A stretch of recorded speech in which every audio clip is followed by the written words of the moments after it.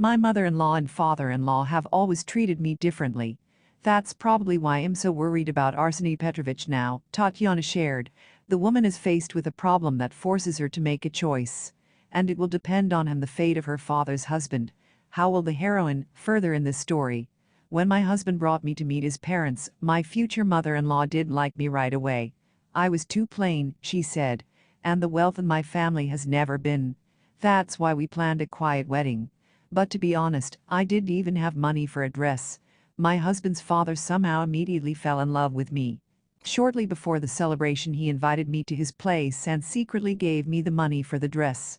He also arranged our party." Michelle liked to repeat, "The main thing that you were my son, a good wife." And I was. Things never worked out with my mother-in-law.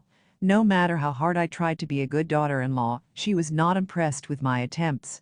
Even when I started earning decent money myself, I was still a simple country girl to her.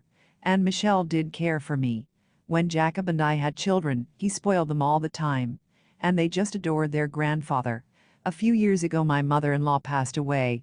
After becoming widowed, my father-in-law moved to the cottage and he started renting out his apartment in the city.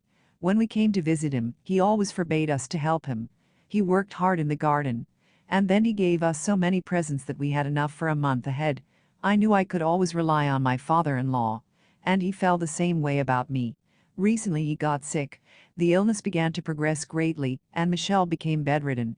Then another woman came into his life, a neighbor in the summer house.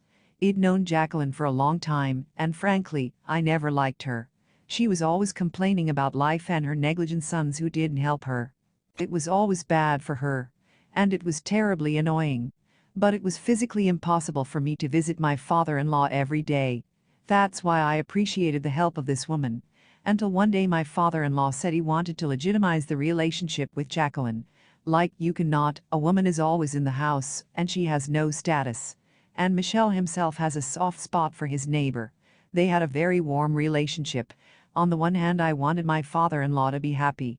That there was a reliable person who would love him for nothing. But that was not what I saw in Jacqueline. I was almost certain that this woman just wanted to grab Michelle's fortune, to be his rightful heiress as his wife. My husband said I was making nonsense.